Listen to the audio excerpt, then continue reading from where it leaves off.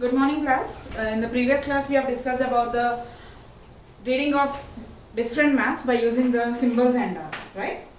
So, in this class, we are going to discuss about the how we can locate different heights on the maps, like how we can show different heights on the maps, because we can't locate or we can't draw the exact height on the map, or we can't show exact height on the, or we can't draw the buildings and all mountains with the exact height. We can't draw like that, right?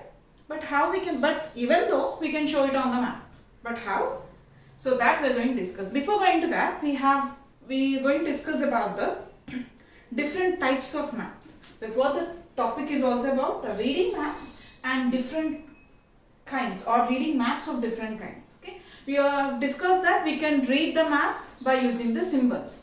And also I said that the commonly used symbols is nothing but we call it as a, do you remember that? Conventional symbols. The symbols which are commonly used all through the world is called as a conventional symbols. Okay, and now we are going to discuss about we have a different kinds of maps. Like physical map we have, which shows all the features, like directly which shows all the features, that is called as a physical map.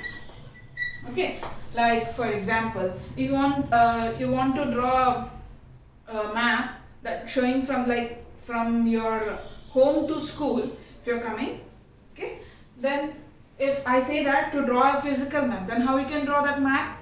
Like for example, this is your house. Okay, from there you'll have a road, and meanwhile that you have some other school, like high school you have at the road in the when you're coming on the way, and then you have something like when you come a little bit forward, then you can observe some bakery over there, then bakery you locate.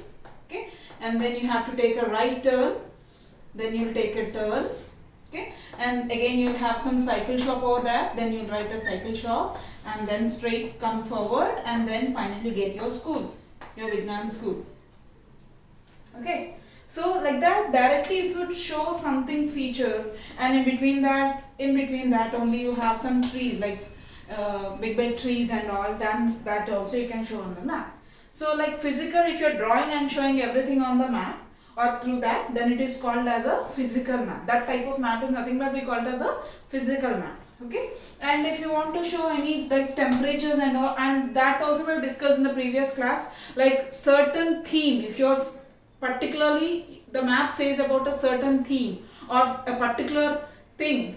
Okay, for example, if the map explains about the temperature, that is called as a temperature map. If the map says about only the population, that is called as a population map. If the map says about any like weather and all, that is called as a weather map. Okay, if the map says about the forest, that is called as a forest map. Okay, so certain theme, if the map points about a certain theme, if it says about a certain theme, then it is called as a thematic maps.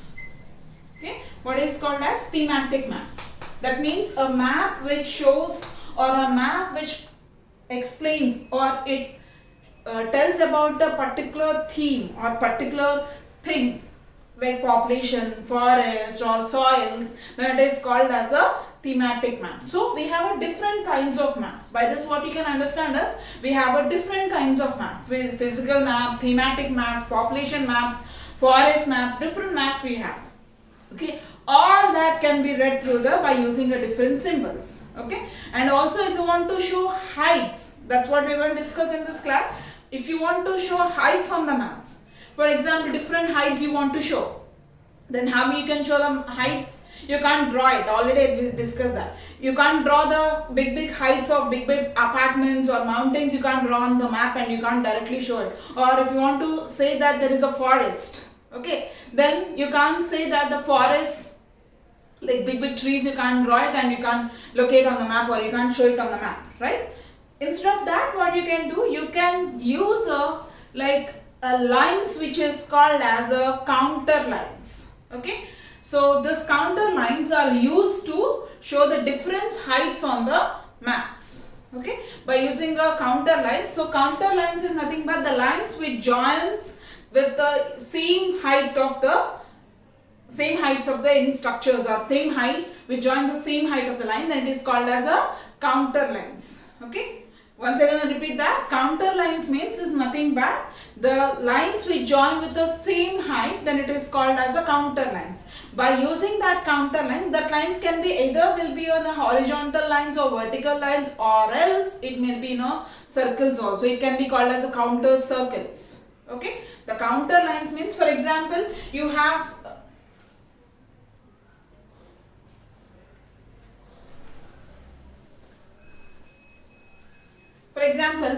a building of two buildings of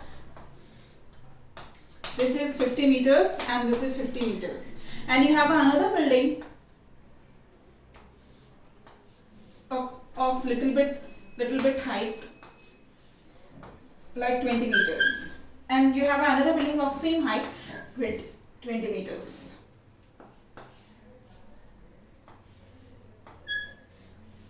Okay.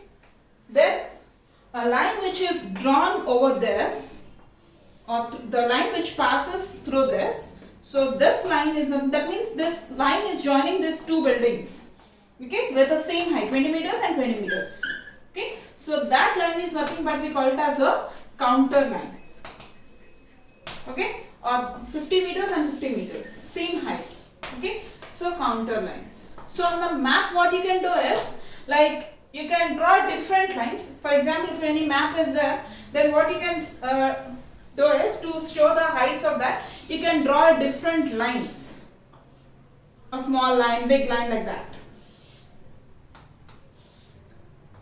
Little bit lines like that. Okay.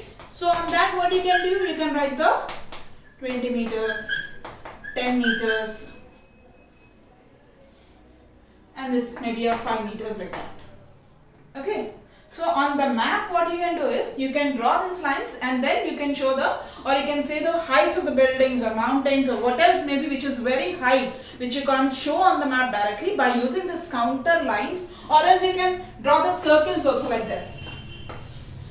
Different circles, which is little bit 50 meters, 20 meters and 10 meters. Okay, so these are counter lines, or else it is called as a counter circles.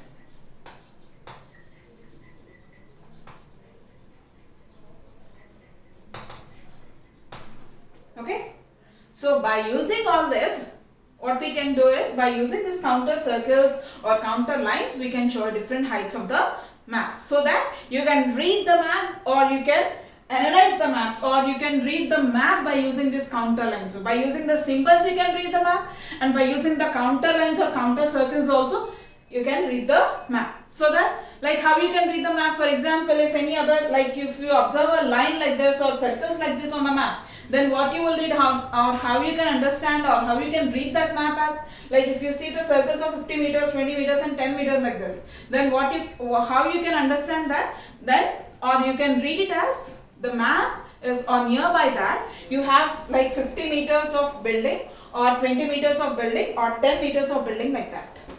Okay, so in that way, by using a different counter lines or by using different counter circles, you can read the different kinds of maps. Okay, in the next class we are going to discuss about the how we can measure the, or from where the counting will be started, or how this counter level lines or counter circles can be measured. Okay, how this can be measured, that we'll be discussing in the next class. Thank you.